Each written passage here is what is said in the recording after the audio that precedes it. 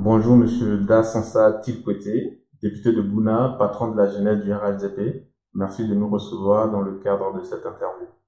Merci.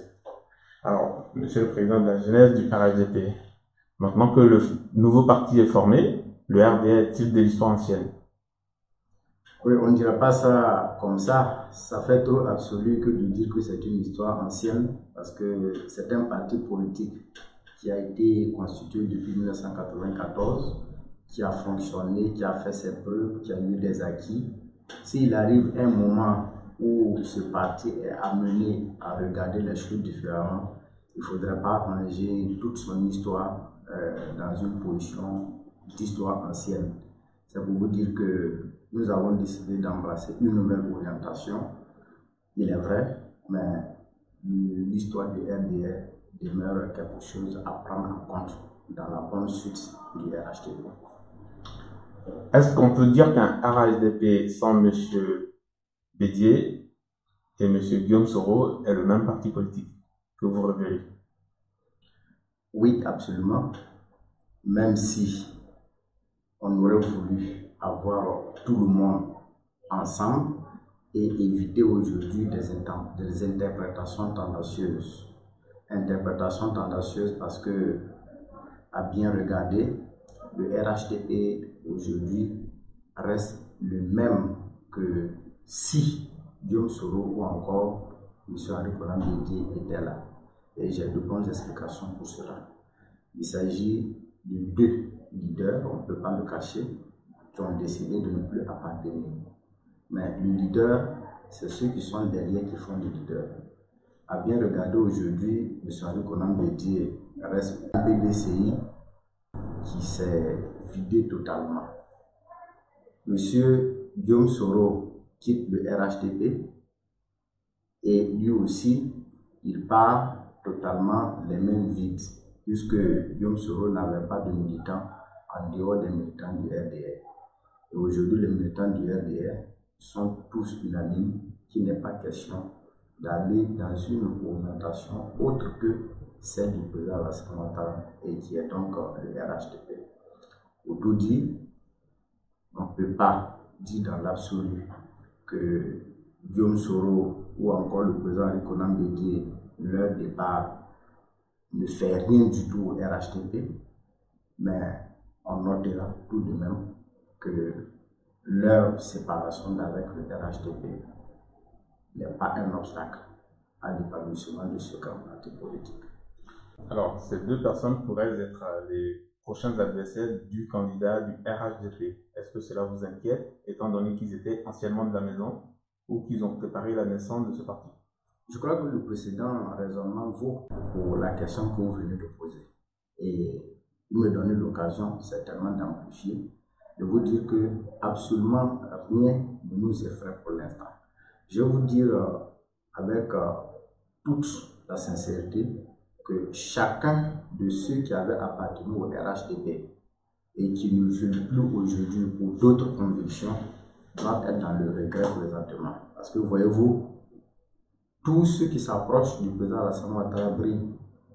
Et quand ils quittent les rangs du président Alassane Ouattara, chacun sait plus ou moins ce à quoi il ressemble.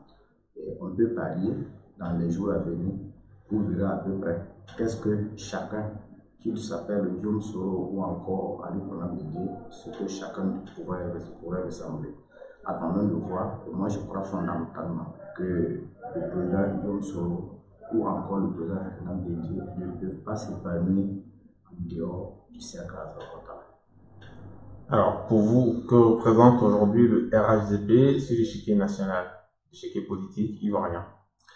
Mais le RHDP est totalement à l'aise pour parler de son bilan et parler de sa représentativité. À l'issue des dernières élections que nous avons engagées, chacun a vu la force du RHDP sur le terrain. Vous avez vu que dans toutes les régions, pratiquement, le RHDP a démontré son assise en remportant des sièges extrêmement importants. De telle sorte qu'il n'y a pas une région de Côte d'Ivoire aujourd'hui où le RHDP est absent. Il n'y a pas meilleure formation qu'une formation politique qui a eu l'assise dans toutes les contrées d'un pays, dans tous les départements. Donc c'est pour dire que le RHDP est une force extrêmement grande qui s'apprête à continuer son travail de rapprochement avec la population pour pouvoir consolider son acquis. Beaucoup disent que le président Ouattara a forcé la main à Guillaume Soro pour démissionner de l'Assemblée nationale. Vous avez un commentaire à faire sur ces questions? Oui, vous savez, il ne faudrait pas être heureux. Il faut être courageux et assumer son choix. Assumer son choix, c'est assumer en toute conviction. Dire que le président de la République a forcé la main à qui que ce soit, je pense que cela relève d'une plaisanterie de mauvais goût. Une plaisanterie de mauvais goût parce que voici des gens qui veulent forcément trouver un responsable à leur malheur. Là où il faut, en toute conscience, tirer les conséquences d'une situation qui prévaut. Tirer les conséquences d'une situation qui prévaut m'amène à vous parler de ce que c'est que l'institution de l'Assemblée nationale. L'institution de l'Assemblée nationale est une assemblée politique. Une assemblée politique fonctionne sur la base d'une orientation politique. Si un jour arrive et qu'on a une orientation politique, vous avez une position favorable et que les choses changent, mais le changement que tu ne veux pas suivre, ça t'oblige à tirer la conséquence immédiate. Ce n'est pas une question d'administration où on parle de compétences, on parle ici d'assemblée politique et l'assemblée politique a ses règles.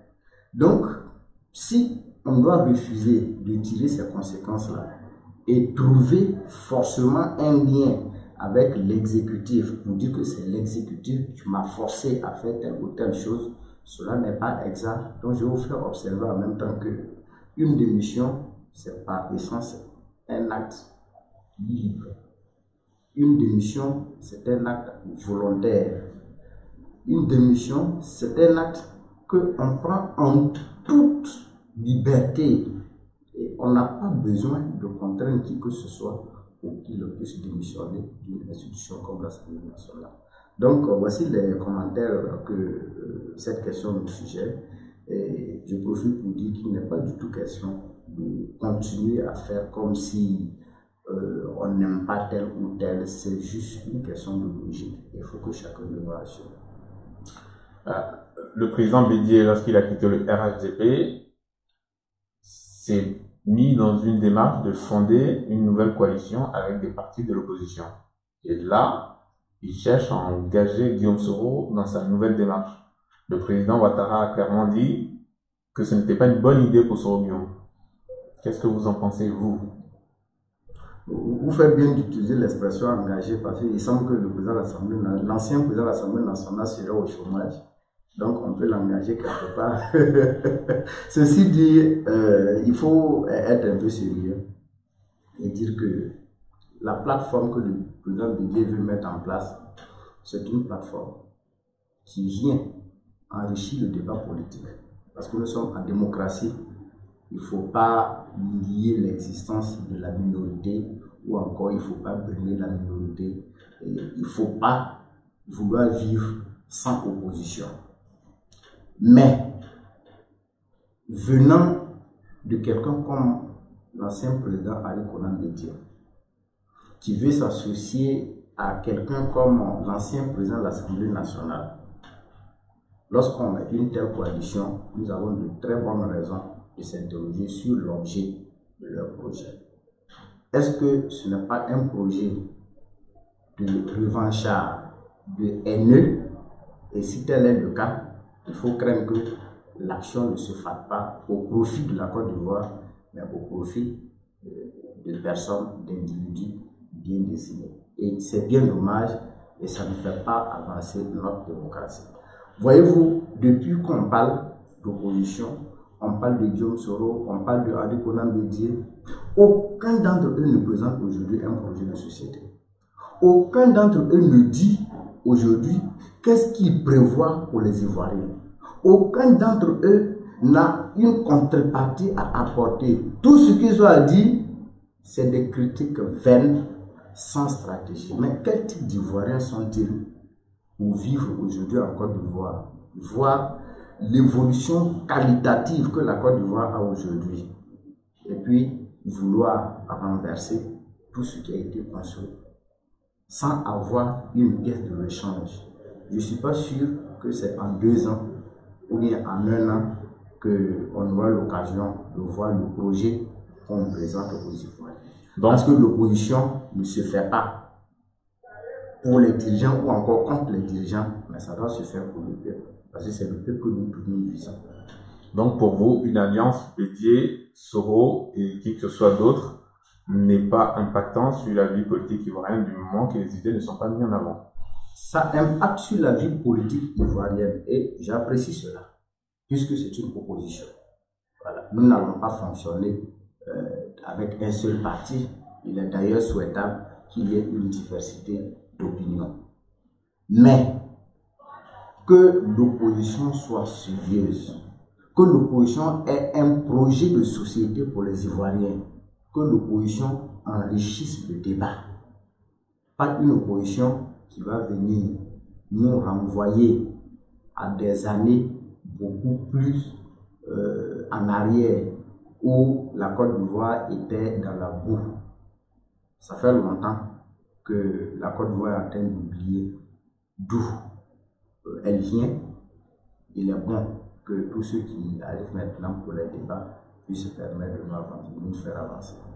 Alors, pour parler d'autre chose, qui sera le prochain candidat du RHDP en 2020? Bon, vous avez bien dit 2020, oui. On est encore en 2019. Attendons 2020 et vous verrez que le RHDP va sans complexe et sans difficulté désigner son président, parce qu'un parti politique fonctionne avec des tests, un parti politique fonctionne avec l'aspiration de la base, et au moment venu, le RHDP va choisir son candidat, qui va d'ailleurs gagner les élections en 2020. Mais est-ce que pour vous, il ne serait pas mieux de désigner votre candidat maintenant, le préparer à la fonction, pour qu'il soit un vrai adversaire redoutable pour ses concurrents à venir? Est-ce qu'il ne faut pas le présenter maintenant au peuple comme étant votre candidat? Non, nous ne sommes pas dans l'opposition. C'est l'opposition qui prépare pendant longtemps. Nous, déjà, tous ceux que nous avons, les potentiels candidats pour 2020, ce sont des personnes qui, si elles n'ont pas encore exercé la fonction, sont totalement aptes pour pouvoir exercer la fonction de président. Parce que ce sont des personnes qui ont occupé des postes de haut niveau. Ce sont des personnes qui ont appris longtemps auprès du président Alassane Ouattara.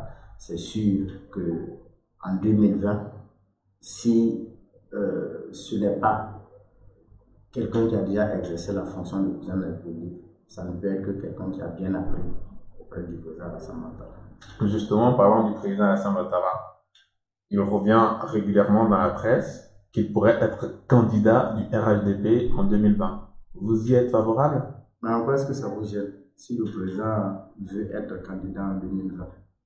Il n'y a rien de gênant en cela. Donc, attendez le congrès ou encore la convention du RHDP qui va se tenir en 2020 pour pouvoir voir le nom du candidat du RHDP. Et puis d'ailleurs, pourquoi vous voulez forcément qu'on vous donne le candidat du RHDP maintenant?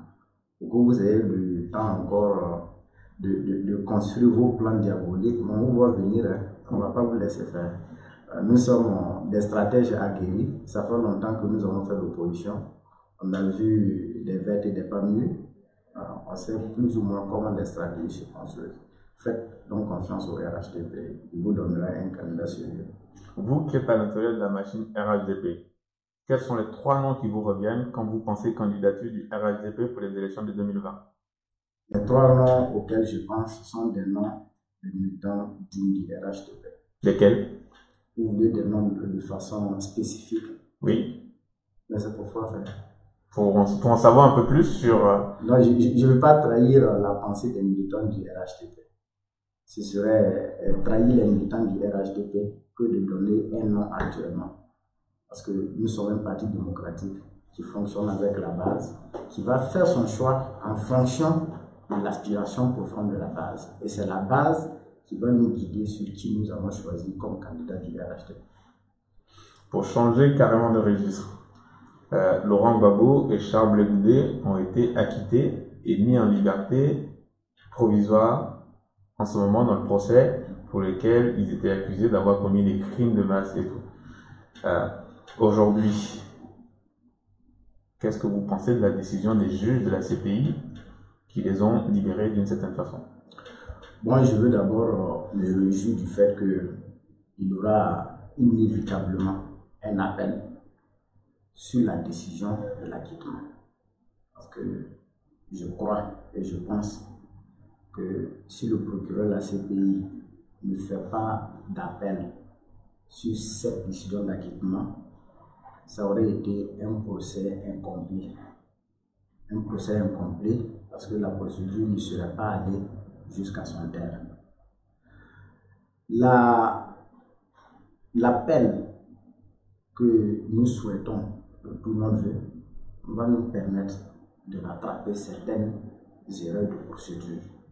Parce que lorsque nous avons écouté tout ce qui s'est passé à la CPI, on ne peut pas s'empêcher quand même de noter qu'il y a eu des interprétations dans des sens là où il ne faut pas aller.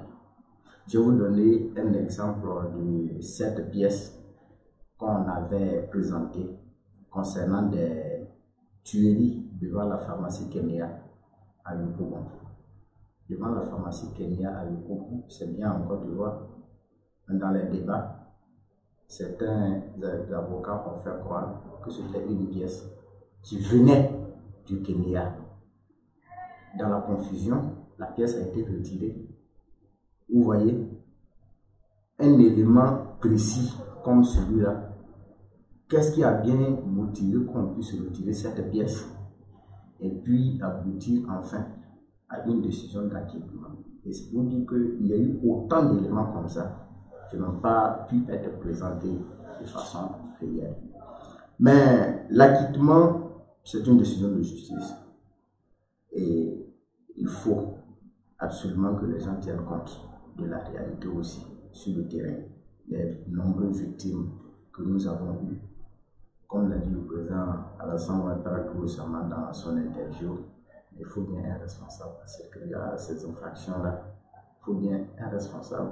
Mais est-ce que vous dites, on peut tout dire, on n'accuse pas Laurent Gbagbo d'utiliser un pistolet et aller tirer sur une personne, deux personnes ou trois personnes.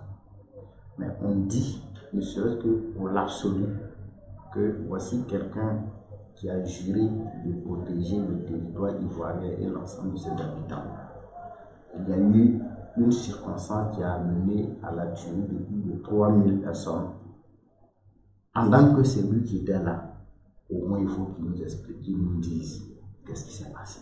Ne serait-ce que par ça, avant d'arriver sur les éléments spécifiques et techniques qui ont causé ces morts.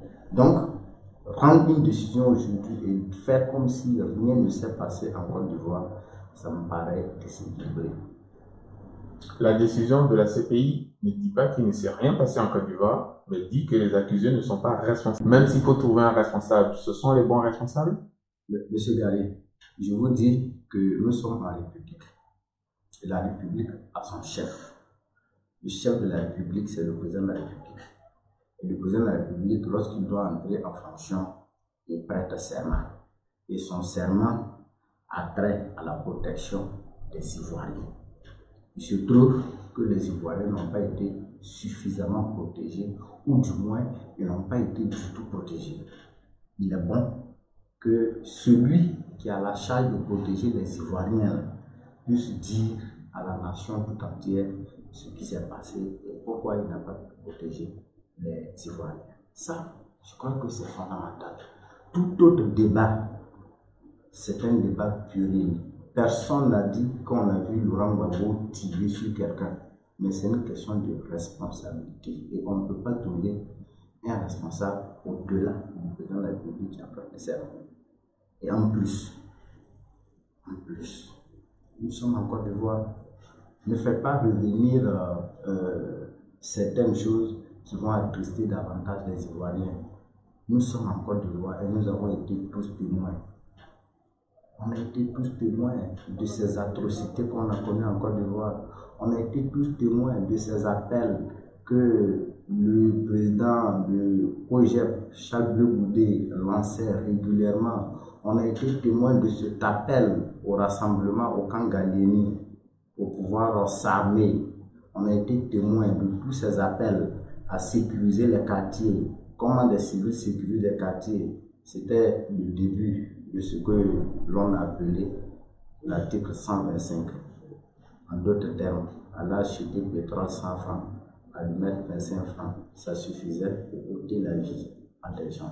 Ce n'est pas sérieux. Et c'est même pas bon pour la mémoire de ceux qui sont morts qu'on fasse comme si rien ne s'est passé en Côte d'Ivoire. Je ne dis pas que la décision dit que rien ne s'est passé en Côte d'Ivoire, mais la décision fait comme si rien ne s'est passé en Côte d'Ivoire. C'est ce que nous dénonçons. Vous savez, le rôle d'une sanction pénale, ça n'a jamais été de priver l'individu de liberté. On prive la liberté dans l'objectif de corriger ou encore de resocialiser. Mais lorsque on a l'impression que l'infraction que vous avez commise, l'infraction qu'on vous reproche, vous êtes prêt à reprendre l'infraction, soyez sûr que le juge n'a aucun intérêt aussi à vous laisser continuer de commettre l'infraction. C'est pour dire quoi en deux mots? Au stade de la Côte d'Ivoire aujourd'hui, il faut que chacun analyse sa conscience, reconnaisse sa part de responsabilité et fasse savoir que lui, il reconnaît sa part de responsabilité, ce qui rassurerait les Ivoiriens quant à la reprise des mêmes actions. Mais aussi longtemps qu'on va continuer à raisonner en termes de nous, on n'a rien fait, on n'a rien fait, on n'a rien fait, moi j'ai bien peur qu'on ne règle pas du tout notre problème. J'ai entendu parler de justice à deux vitesses. Bon, on n'a pas envoyé d'autres à la CPI, mais ce sont des questions de procédure. C'est des questions de procédure. Et je peux vous dire aussi qu'après avoir envoyé Bleu Goudé et puis le président Laurent Gbagbo, lorsque nos juridictions ont commencé à fonctionner, le président a dit qu'il n'en verrait plus une Ivoirien à la CPI et que tout le monde va être jugé ici. Qui vous dit que ceux que vous pensez qu'ils ont participé tous à la commission des infractions ne seront pas jugés ici? Est-ce que c'est prévu qu'ils soient jugés? Je ne suis pas magistrat, je ne suis pas de garde des Sceaux. Le président Gbagbo est en liberté provisoire en Belgique, qui a bien accepté de l'accueillir. Blé Goudé, lui, n'a pas encore de pays d'accueil. Est-ce que vous êtes favorable à son retour en Côte d'Ivoire? Ce sont les autorités ivoiriennes qui pourraient l'apprécier, mais en même temps aussi avec la CPI, parce que je ne suis pas sûr que la CPI va accepter que Blé Goudé vienne en Côte d'Ivoire. Je suis quand même surpris aussi qu'avec plus de 100 pays au monde, il n'y a même pas un seul pays qui veuille accueillir notre frère Charles Bleu Goudé. Qu'est-ce qu'on lui reproche donc? Et pourquoi on l'a quitté? Dans le cadre d'une libération de Gbagbo, c'est-à-dire que si l'appel de la procureure n'aboutissait pas et que les deux accusés étaient libérés et acquittés, est-ce que vous seriez favorable à des discussions entre les deux présidents Laurent Gbagbo et M. Alassane Ouattara pour essayer de trouver les conditions d'offrir une paix encore plus consolidée aux Ivoiriens? Il y a un ancien président et puis il y a une présidente. Tout à fait. Voilà, donc, et là, après cette précision, c'est bon de dire qu'en toute action d'initiative incombe le plus souvent à une seule personne. Si deux personnes peuvent prendre la même initiative, mais il y a une sur laquelle il pèse vraiment une charge de prendre l'initiative. Et je pense que si Laurent Gbagbo est libéré demain, l'initiative de venir en Côte d'Ivoire ou encore de faire quoi que ce soit doit venir de sa part. Et à ce moment, les autorités ivoiriennes pourraient apprécier le peuple. Dernièrement, Amnesty International s'est un peu trop intéressé à la Côte d'Ivoire et a dénoncé un certain nombre de choses. Qu'est-ce que vous pensez de la réaction de cette organisation? À bien regarder le fonctionnement de Amnesty International, on a l'impression que Amnesty International s'intéresse seulement à l'opposition dans les pays. C'est l'impression que ça me donne et je ne suis pas sûr de me tromper sur cette impression. Sinon, si tel n'est pas le cas, je ne sais pas comment Amnesty International peut cibler la Côte d'Ivoire avec des termes aussi durs que ce que nous avons constaté. Là où il ne faut pas, mais il faut que vraiment on apprenne aussi à parler aux deux côtés. Vous n'allez pas parler au pouvoir et puis ne pas parler à l'opposition qui croit que tout est permis. Nous sommes dans une république et ce sont des lois que nous avons adoptées. Aujourd'hui, le rapport de Amnesty concernant les détentions des députés qu'on aurait détenus, bon, c'est assez choquant quand même que des organisations internationales ne fassent pas peser la responsabilité. C'est-à-dire que ne demandent pas à ceux qui tiennent des pouvoirs, à ceux qui sont élus, de se montrer beaucoup plus corrects dans la vie. Qu'est-ce que je veux dire? Voici un député qui s'assoit, il est content, il prend son iPad, il va sur Twitter et il fait manifestement un mensonge. Son niveau de responsabilité devait l'obliger à ne même pas réfléchir comme ça. Je suis député, je dois tout faire pour ne pas qu'on me reproche quelque chose. C'est ça aussi le député. Le député n'est pas là pour dire des âneries, pour dire des cochonneries et puis demander qu'on le soutienne. Malheureusement, il le fait. Non seulement il le fait, on a des organisations comme Amnesty International qui ne lisent même pas nos tests. On dit non, il y a eu violation de son immunité. Le député hors session peut être valablement poursuivi. On le poursuit, on l'arrête et il est en détention lorsqu'on est hors session. Surtout pour des cas de flagrant délit, comme le cas de Alain Lobona. C'est pour d'autres infractions, on les poursuit, mais pour les arrêter, on a besoin de l'autorisation de l'Assemblée nationale ou du bureau de l'Assemblée nationale. Mais ici, il a été poursuivi régulièrement dans les formes. Hors session, flagrant délit, ça justifie qu'on puisse l'emprisonner et qu'il fasse face à son procès. Si on veut être vraiment des démocrates, lorsqu'on vous reproche quelque chose, vous enlevez votre avis de député et vous allez vous défendre parce que vous estimez que vous n'avez rien fait. Mais quand à tout moment, on doit se mettre dans l'avis du député pour dire je suis député, ce n'est pas un parapluie qu'on ne peut pas percer. L'immunité est juste une couverture qui sert à couvrir les députés au moment où ils sont en train de travailler. Et quand ils ne sont plus en train de travailler et qu'ils sont des citoyens ordinaires, ils se comportent comme des citoyens ordinaires. Donc, à ce moment-là, si tu poses un acte, tu n'as plus la couverture de l'immunité. C'est tout à fait normal qu'on te poursuive. Voici autant d'éléments. Mais on fait comme si on a surpris les gens nuitamment en train de dormir, qui n'ont rien fait, c'est des innocents et on les a mis dedans. Je crois que ça encourage aussi quand même certains irresponsables d'opposition à continuer des actes qu'il faut condamner. Il faut que les organisations internationales puissent nous aider aussi à orienter les débats. Merci, monsieur, pour cette interview. Merci pour votre temps et la future CDC lecteur vous remercie. Merci beaucoup.